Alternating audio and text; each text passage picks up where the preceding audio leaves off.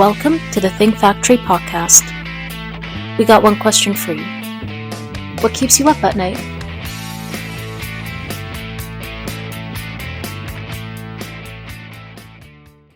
Welcome to the Think Factory's Workplace Podcast, powered by OGC Solutions, the podcast where we explore the ever-evolving landscape of workplace dynamics.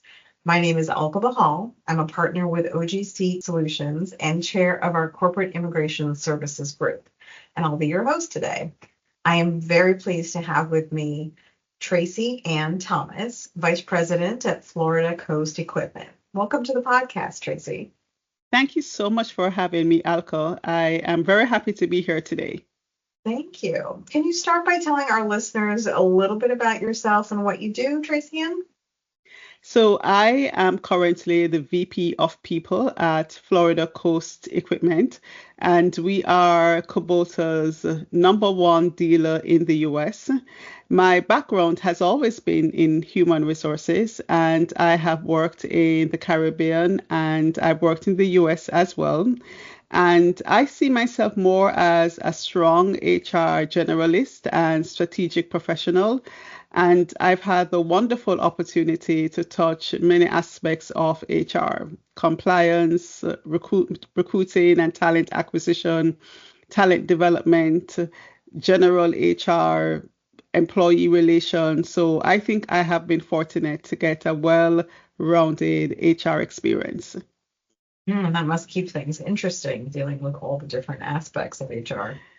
Yes, it certainly does. And in my role at Florida Coast Equipment now, I still do a very wide array of HR functions. So it's interesting, hectic, wonderful, but it keeps me abreast of everything that's happening.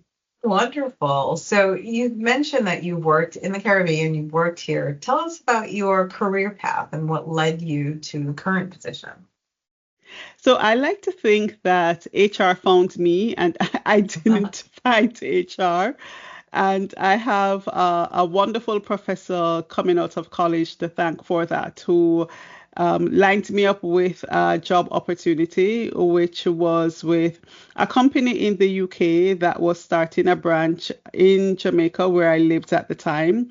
And that was in psychometric assessment and testing. So that was my entry into recruiting, into using assessments for talent development and using it for employee as well as executive coaching and management. So that was a wonderful opportunity.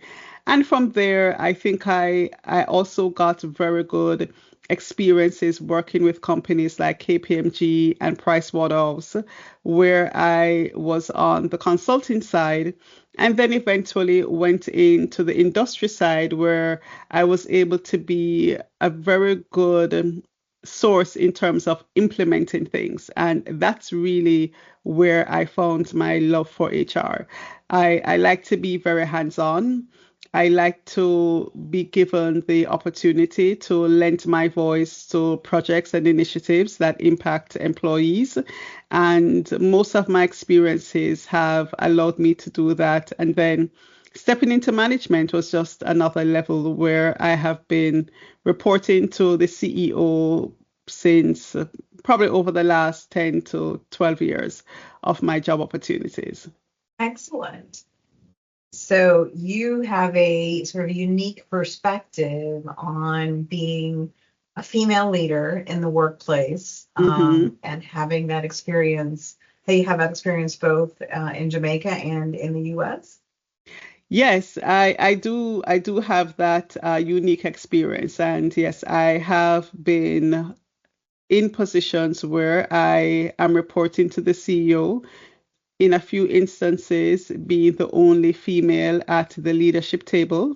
So working alongside males and having to jostle and having to understand and learn, especially what that means, and coming into my own of being someone of influence and someone of impact, which is one of the great things I really enjoy about working with Florida Coast Equipment. It really has given me a very good environment and an opportunity to really sit at the table, let my voice be heard.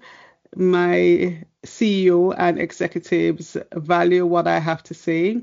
And so I have been along the spectrum of being ignored and Mm-hmm. and now being valued and being sought after, not just for HR initiatives in the organization, but for many other things, even from an operations side in the organization. Yeah, so that's really nice to hear in this day and age. We don't always Yes, hear that that is the way it works when there are women in a leadership position. yes. But tell me, how has that evolved for you over time? You said that you've been places where you've been ignored. Do you think that this is an evolution in society and that women are more accepted as leaders, or do you still think it's somewhat specific to the employer? Excuse me. I think it is very specific to the employer. And I believe that, my experience, and I also believe that it has very little to do with the size of the organization, but it has a lot to do with the person who is actually leading the organization. And my own experience, I have found where you have a CEO who is mature in terms of they have learned how to work alongside others. They have learned how to listen. They understand and accept that they are not the preeminent voice in every matter, that they really want to hire and retain people around them who are even better experts in their fields. And you can find that in smaller organizations, mid-sized organizations, huge organizations. So I think that it is slowly evolving from a more general perspective, but I think that many persons have been fortunate to find that kind of engaging, empowering environment in different workplaces. But I think alcohol, even beyond that, one of the things that I have personally learned, which I champion as much as I can, it's really us, the individuals, the individual woman Mhm. sitting as an executive and learning how to be someone of impact and influence and making that difference just from your own personal life and how you live your life at work. Very interesting. Yeah, so we've talked about this before and how leadership comes from the top down. So, what advice or what do you believe is essential for effective leadership today as a woman in an executive C-suite type position in the workplace today? There are a few things that come to mind, Alka, and I believe that the foundational one, it's clarity in terms of who you are as a woman in the workplace. Not first starting from what you do or what you know, but who you are. So your identity, understanding whatever that means for you as an individual. For me, that means that I understand my personal values. I know what I will compromise on or not compromise on. I want to be someone who collaborates. I want to be someone who listens. I don't speak just because I feel I have been silent in a meeting and I feel that I need to say something because I'm at the table and a woman must speak and say something. No, when I speak, I want to make a difference and I want to turn the conversation around to what I believe is the best solution. And so those are some of the things that really drive me as an individual and allow me to manage myself in a particular way whenever I'm in situations. I also want to be known as someone who is diplomatic but truthful and very transparent and open in what I communicate. And there are things you have to balance, Alka. It's not easy being in a work environment and knowing that you can say something to the CEO and the CEO may get very upset, and so your job is in jeopardy. That Hmm. happens, but you have to navigate that and sometimes build the relationship again, not just by this is what I have to say. But sometimes you have to massage Mhm. the environment. You have to know your CEO. You have to be very deliberate. I had an experience, if I may just share, Please. where I started a company and I learned from the previous job that which I believe was a huge learning experience because I was so horrible in that job. And when I stepped into this new job, one of the things I really committed to was I need to build a relationship with the CEO. And I found out that they got to work very early, much earlier than I would have. So they would normally come in at 6:30 to start their day. I would normally, be coming in at 7:45, 8 o'clock. Mhm. And I made the decision that I'm going to start coming in at 7. Where my office is, I would walk another side of the building where his office would go through another, like another entrance. I Mhm. decided I would go through the entrance closer to him when I come in. And so I would just walk by and say, "Hey, good morning," and go to the door and say, "How are you doing? What's happening?" And I did that consistently. And those informal conversations of how you're doing, what you're doing, he has already started his day. And so he would be in a very relaxed, informal way. And he would say, "Hey, I want to talk to you about this," or "I have a concern about this." And we would just sit and talk from that perspective. And that's what I did. I built a relationship with that CEO. He called me last December just to say hi and how are you. So we catch up probably twice a year. And he stopped being my CEO about, wow, probably about 14 years now. Oh, And wow. and so I believe that it's not just a matter of sitting down and saying, "Well, I am the VP of people and I am X and I am Y, so they should listen to me and I should have a seat at the table." Sometimes you have to be very wise in how you navigate things so that your work gets easier, so that you can get ahead of things before they become a problem. That CEO can say something to you that morning rather than saying it at 10 o'clock when you're in the management meeting with everybody else. So Mhm. those are the things that I believe that especially as a female, we have to be nimble, we have to be wise, we have to sometimes not have so much of a chip on our shoulders and believe that this should happen or should not happen. Create your own opportunities. Understand what you want. Understand how your organization flows and work it so that you can get what you want to get for the good of the organization and for your department. I like that. Create your own opportunities. I think that is a great lesson and piece of advice for those coming behind us. I just wanted to circle back to one thing that you said, which I found very interesting, which was you learned from a previous position that you didn't think you were very good in. And I think that that's wonderful. And I think that's another great lesson for those that are coming up behind us, that your every job is not going to be perfect or successful, Correct. but in failure we grow and we Yes. learn, right? People, we all need to Definitely. make mistakes, and that's how we learn.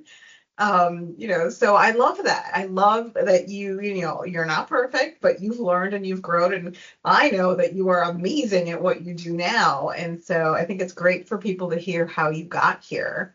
Yes. So what would you say is the most important lesson you've learned so far as a leader?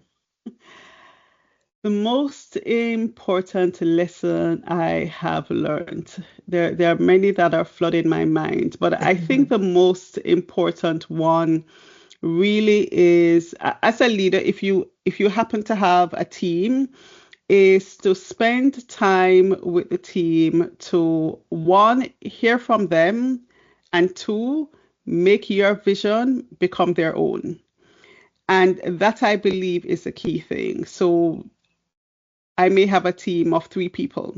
They come from different backgrounds in terms of their experiences. They have different personal values and personal experiences. they may, more than likely, would have joined my team at different times.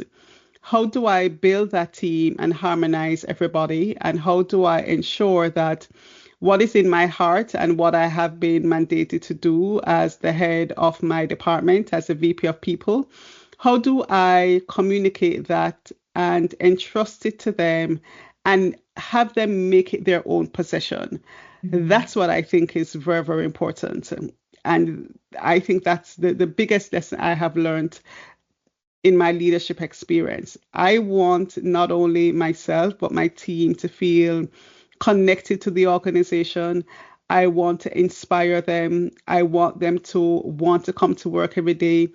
I want to teach them what it is that I know. I want to learn from them and give them opportunities to share things and have us as a department make a big impact in the organization. I believe that's the key thing. That definitely is a key thing. How do you incentivize your team to be invested and take ownership? So at Florida Coast, I think one of the biggest things is that we have taken the time to really write down our vision, mission, and values. And for us, identifying those values also meant identifying the behaviors that make these values. And so one of the things that we have as a value, for example, is we use time, energy, and resources wisely. Well, our value is prosperity. And one of the behaviors of that is we use time, energy, and resources wisely. So how do I incentivize my team members around those values? So I look at we use time, energy, and resources wisely. Within the HR department, you many times have to rework something because of the manager didn't communicate clearly to you, or in hiring, the candidate says that they can't start on Monday, they can start 2 weeks from now. And so there's always things that you end up doing that creates a bottleneck and have you reworking, may leave you frustrated. I say to them, listen, there are certain things that you can't control, things that are outside of your own desk, outside of your own productivity. But the things that you can control, I want you to touch it once. So if you're working on a report that you need to give me on turnover, then I want you to work on that report. I want you to leave it. I want you to come back the next day and make sure that it is accurate. Don't give me something that is going to be wrong, that you are not going to be proud of. And if we build certain metrics and certain KPIs, then we can take our values, build them into those metrics, and incentivize you on a quarterly basis if you meet certain metrics. And so I actually sit down. Well, last year was the first time that I actually did it with my entire team before I was able to do it just with one person. But that's what I do, to really sit down, identify metrics, but identify those metrics in connection to our values and the behaviors, and then develop commission programs and bonus programs that align with that. So this not only speaks to your style as a leader, which I find very impressive, but also to how you're setting the tone and the workplace culture. So what do you think are some key elements that contribute to a positive workplace culture? So I think one of the key things which we are always learning, and I think it's the same for any successful organization, is defining that culture and having that culture come from the very top. So I am a true believer, and that aligns with me in my current position, where the CEO really needs to be the champion of the culture. It starts there. And at Florida Coast, our CEO is a culture champion. That's one of his titles, actually. But outside of that, yes, it is. Outside of that, I think defining the culture, putting systems or programs, committees, games, team building activities to communicate that program in a very informal way. And when I say informal, you'll always have the posters on the walls. You may have little pocket cards with the values and so on. But you want to build those into fun events. One of the things we have done at Florida Coast is we target one of the values and we focus on that for the entire year. So last year it was we make it happen. The year before it was we work to yes. This year it's prosperity. It's all about generating strong returns for our employees, our customers, our owners, our manufacturers. And once you have that where employees begin to live the values and feel the values and understand what it means. And remember, Alka, this is like an entire year with various kinds of initiatives. Then the communication happens. Then the dialogue can happen. Then you can say to somebody when when you seek out the right resources for the job, you are living the values. When you seek to be productive, you are living the values. When you don't work properly, and so as a technician, you have to rework whatever you did on this machine, then you are not using our resources wisely. Then you have to use double the energy.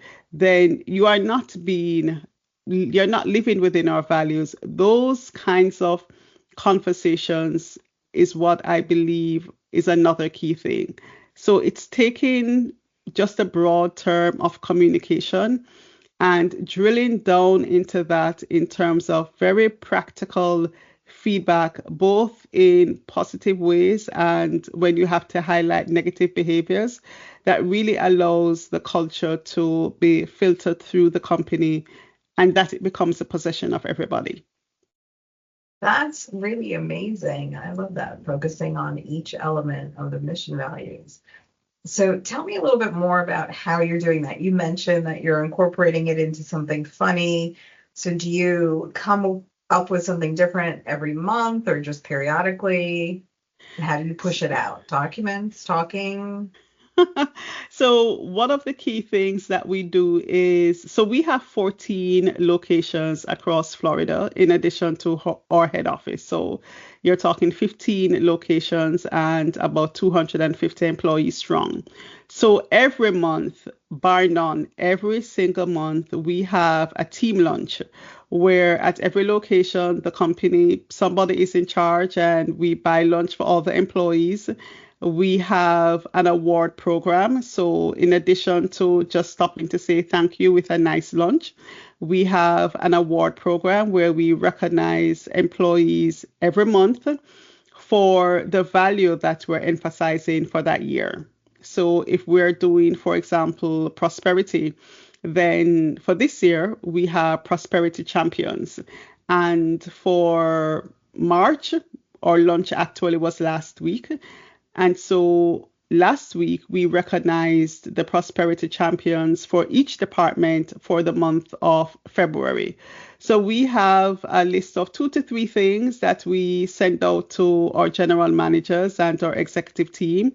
And we say, identify somebody from your department that you believe exhibited these values in the month of February.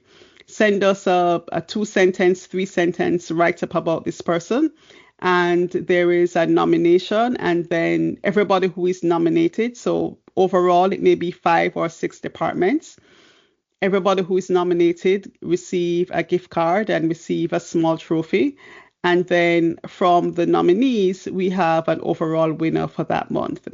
And that creates a lot of excitement and that creates a lot of emphasis by the employees on really demonstrating the values. It's diverse because people see it happening every month and people see that we're serious and people see persons from different departments and different functional areas being awarded.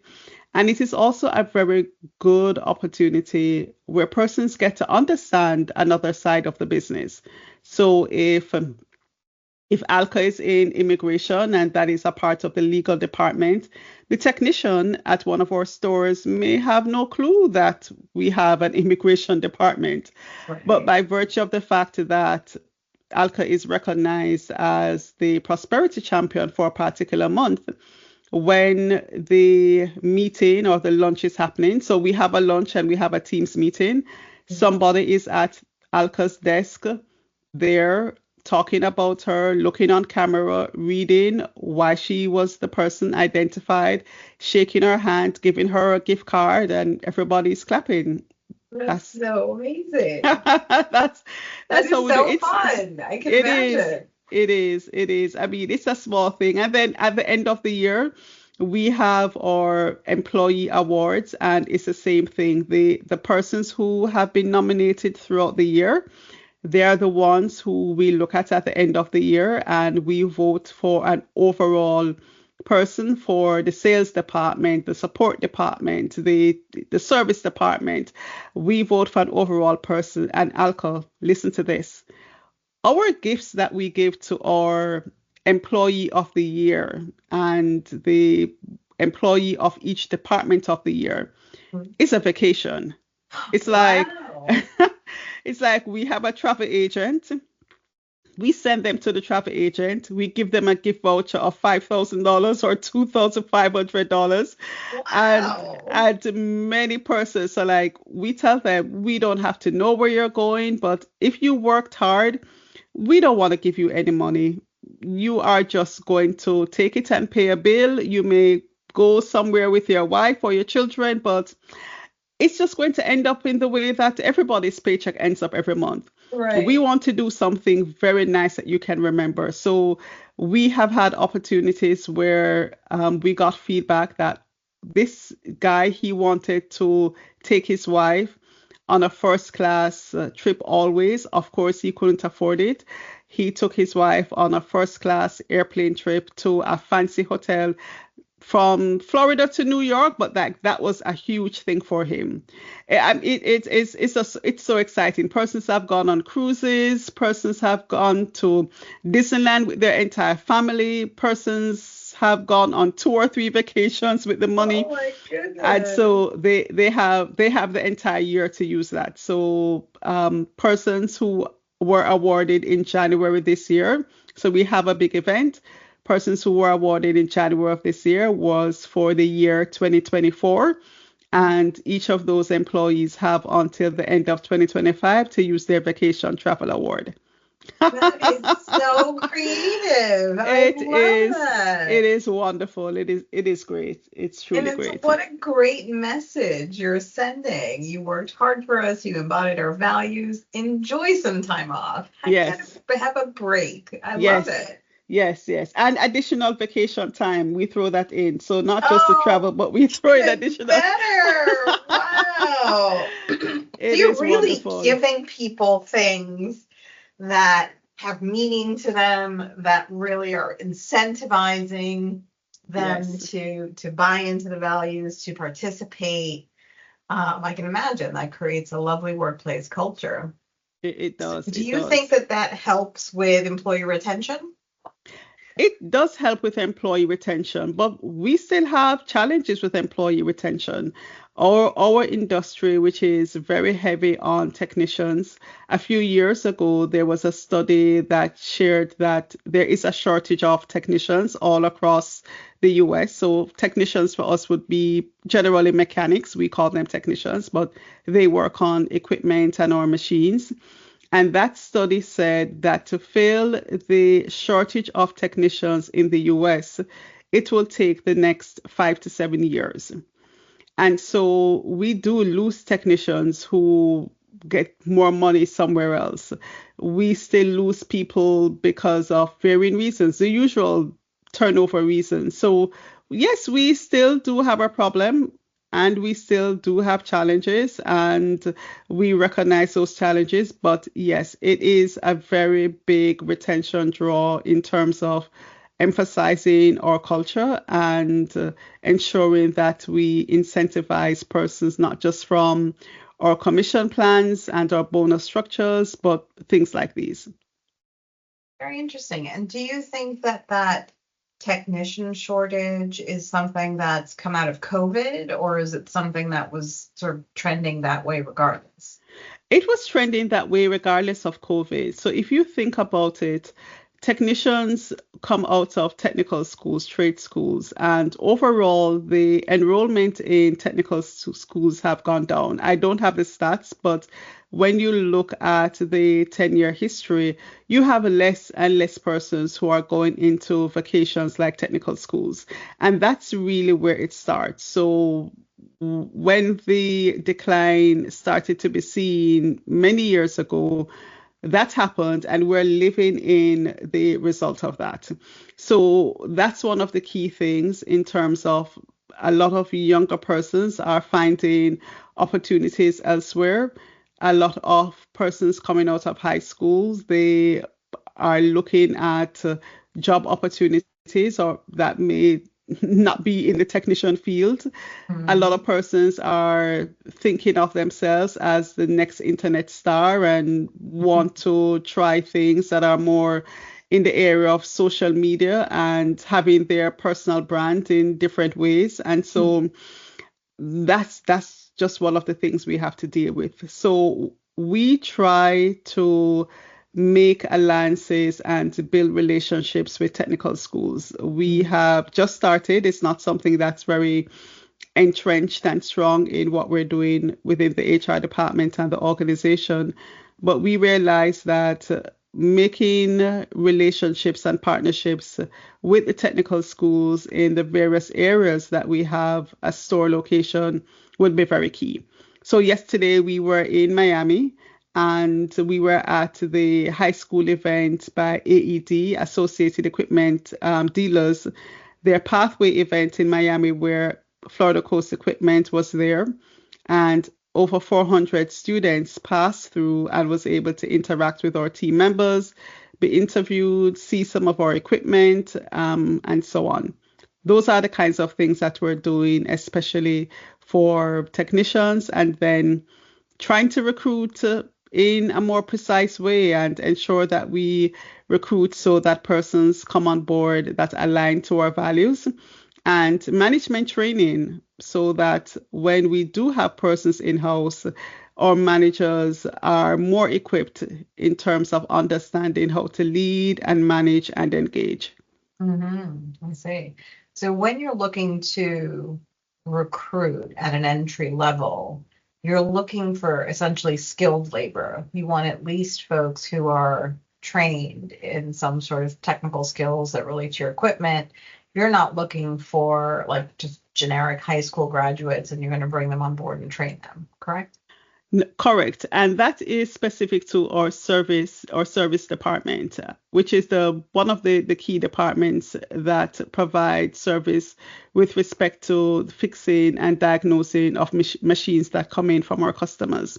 So Hmm. yes, we are looking for persons who are skilled, but we also train individuals. So we can get an intern right out of college, sometimes high school, but it's usually better coming out of college because they would have been exposed to, diesel mechanics or some beginning aspects of hydraulics or slowly beginning to understand what diagnosing equipment errors and faults are. When they come on board, we train them in our Kubota machine and equipment.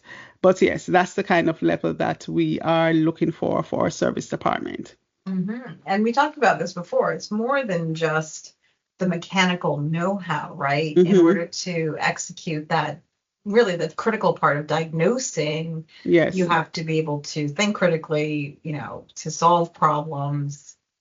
So it's more than just knowing how to actually work with the machinery. That's correct. And one of the key things for us is so we have technicians along the spectrum of their knowledge and experience. The way in which turnover hurts us is you can have somebody come on board and you are training them from the entry level technician, so you're just expecting them to change oil and filters and so on, Mhm. and you begin to pour into them regarding training, and you are hoping that this person will get up to speed where they can become a lead technician or eventually want to build a career in the area of being a technician, if they leave, then you lose that investment that you have placed on the inside of them. And as you rightly said, getting someone up to speed to truly understand and diagnose accurately is something that we want to get more of and want to train persons more of. And the schools are a starting place, but yes, working in the industry, working with the companies is very, very key for stuff like that. Yeah, absolutely. Certain things you can't learn in school. You just have to learn on the job. Yep, that is true. That is definitely true. So changing focus a little bit, let's talk about mental health. So how important do you think mental health and mental health support is in the workplace today? I think it is very important. I think we live in a world where it's a lot more complex than 10, 15, 20 years ago. The things that occupy our mind and that we see on the news or that we hear about, it's becoming wide and varied. And so probably 10, 15, 20 years ago, you could have somebody who, just recently left college and started school, and they're not necessarily so concerned about the wide range of things that may occupy the mind of somebody who is a parent, who is, have lots of bills and, trying to manage aging parents and all of that. Mm-hmm. But in today's world, that's not the case. You have persons who are in school who have to be dealing with aspects of bullying, who have to deal with failing grades and how that impact them.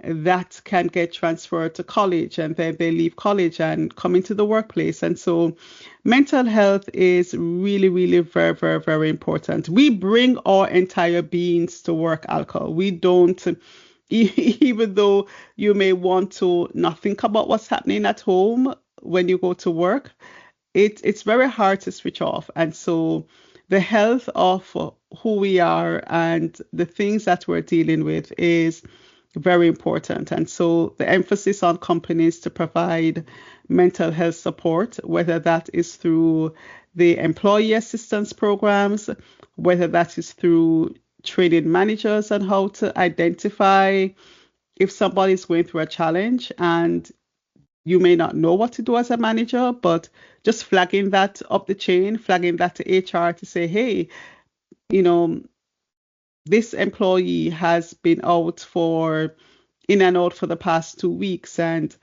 when they come to work, I hear them in the bathroom crying, or I can see that they're not as cheerful as before, or it may just be, I don't know, something is wrong, something just seems off with this person. Can I ask him or her about XYZ? Sometimes it may just be that, to begin to understand how can we support that person? How can we give them a safe space to raise their hands if they need support, or if they want to reach out to the company to say, can I have A, B, C, X, Y, Z? It is absolutely important. Mm-hmm. This concept about recognizing that people bring their whole selves to work is, I think, really a key concept in the workplace today. And effective leaders such as yourself are the ones who are really noting this and paying attention to it. And it's really very true. When we first entered the workforce a number of years ago, which we won't specify, it wasn't like that, right? You had your Correct. work Yep. self and you had your home self, and you didn't Yep. bring your home issues to work. Yes. Which was difficult, and you had to suppress if there were things bothering you at home. Right. And nowadays everybody is so much more transparent, and as you say, so much more information about everyone and what other people are doing and what's happening in the world. That you are who you are, and if something is bothering you in one place, it's certainly going to keep bothering you for the rest of the day. There's no way to just shut that off. Right. Right. But feeling heard and accepted, and sometimes just saying, I'm sorry and I understand, it does go a long way. Yes. With people. Yes. So I can imagine that again contributes to a very positive workplace culture. That's amazing. Yes. Yes. So setting aside the political issues, about DE&I. Hmm. How important do you think diversity and inclusion as concepts are in today's workforce? I think it's very, very important because I like to think that if you have a different just set of experiences, which we each do, if you have a different set of experiences and I am open to hearing from you, I believe that I'm going to learn something from you. And I believe one of the key things is having the openness to listen and to sometimes ensure that we're not being too sensitive if somebody asks us a question, because a lot of times people genuinely don't know about your lived experience. And so we have to be able to determine when somebody is really being facetious and really being rude and being aggressive towards us from the person who really wants to know. They may probably even be asking the question very clumsily. And I believe those things are what really make DEI as concepts, as you say, very, very critical, because I may solve a problem very differently because I just have a different background. Somebody else may come from a totally different country with different values, and because of what they have experienced, this thing that we're working on, this issue that we have, or even just hearing and accepting that person, or sometimes as simple as, well, I don't eat this. Why do you eat that? And persons who eat that kind of a thing, it's wrong to eat that. Well, it may be wrong to you because you're not exposed to it, but it's really not wrong because there's another culture somewhere else who does it. So I believe those things really make for a much richer individual. I'm a richer individual because I believe I'm open to talking to persons from different walks of life, and especially talking to persons who are different than me, because that's how I learn. That's more exciting. That's how I can grow without taking a flight and going somewhere else, because I am open to talking and learning and listening and hearing from others. So yes, as concepts, I believe diversity, equity, and inclusion, those things are very important. I like that. I share that perspective. I do think you can learn a lot from people who are not identical to yourself and have Yes. different life experiences. So, looking to the future now, what predictions do you have for the future of your area and your industry, say in the next 5 years? So I think the biggest thing that will impact us is AI. Mhm. I believe from an industry perspective, AI will become even more critical in the development of machines and equipment. I think that will be an increase in demand and skill from the formative level in terms of the persons who are innovating what our machines will look like, what they'll be required to do. That will have a downstream effect in terms of our technicians understanding how to fix and diagnose equipment that are AI generated. What does that look like? When would the era of robotics be introduced? How much would that infiltrate the workforce and what it is that we have to do, the results that we have to give? I would not be able to say exactly what that would look like, but I think that would be a very key thing. I think AI will also impact not just the technician field, but for example, it may be HR, it may be areas of creating and ensuring that the organization have documents that are truly copyrighted and that are appropriate. I have had experience with persons using AI and it's not relevant or it's not appropriate to what they need to do. And so they may just use, Chat GPT, or they may use Gemini, or they may use, any other kind of solution and say, I have an employee problem. What do I do? Well, if you use it as a start, you still have to go through it and make sure that it is relevant and appropriate. And so I believe that's one of the key skills that will impact in terms of the future. And then the other thing, Alka, that I believe, and it is something that has always been around, it's a lot of development of our people, but especially managers in terms of soft skills. I think we have a lot of people who are very competent in their technical skills and know what to do. Knowing how to do it in a way that affirms and values the individual as well as bring change in the organization will still be very, very important. And so I believe management development will continue to be one of the key things for the future. Very interesting. Yes. Interesting how you were looking to AI to start taking over many aspects of at all levels. But that soft skills, which is something I suspect AI can't replicate very well, is that much more important, right? Right, In right. management executive level, it makes a lot of sense. So as we wrap up, I have one last question for you, which is something I did not prepare you for. It is our Okay. traditional last question on the Think Factory, which is what keeps you up at night? What keeps me up at night? I have a very good sleep, Alka. Very little keeps me up at night. But that question really goes to a very deep personal place for me. So I am rooted in my faith. And the thing that I would say keep me up at night, if anything were to keep me up at night, it's really a reflection on if I have been true to my faith in how I have lived my life the day before, or the things that I may have to do coming forward. So if I have a conflict within work, if I have a conflicting issue within my family, with my sister or my brother, or I am dealing with challenges regarding my health, no matter what it is, how am I navigating and dealing with that from the place of my faith? That to me may be how am I engaging in conversations with whether that may be somebody at work or it may be my sister.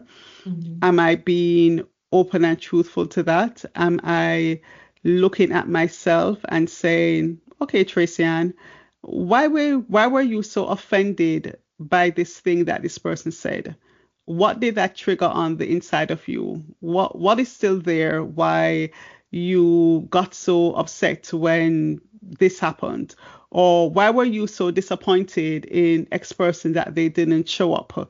Like what's that touching on the inside of you? Like, is there something there that you need to look at, that you need to uncover, that you need to put a name to and identify and see how that is turning up in other aspects of your life that may be limiting you, or celebrating myself in terms of Tracy-Anne, I think you handled that very well. What are some of the things you can learn from that? Those are the things that keep me up at night, Alka. It's a lot about me and my maturing and my development, and a whole lot less about people and events and the externals. So that's it for me. You're a very introspective person, Tracy-Anne. Yeah, I try to be. Yeah, I think that it ties in very well with one, bringing your whole self to work, and two, thinking about and focusing on the things you can control as opposed to the things you can't. Correct. Right. Yes. I think that's wonderful. Yeah. Well, thank you, Tracy-Anne, for being with us today. I have really enjoyed our conversation. Thank you so much, Alka. It was an absolute joy being with you today. And I thank you again for the opportunity. Thanks. Absolutely. So thank you, listeners, to the Think Factory's Workplace Podcast. I'm Alka Bahal from OGC Solutions, signing off for now. Until next time.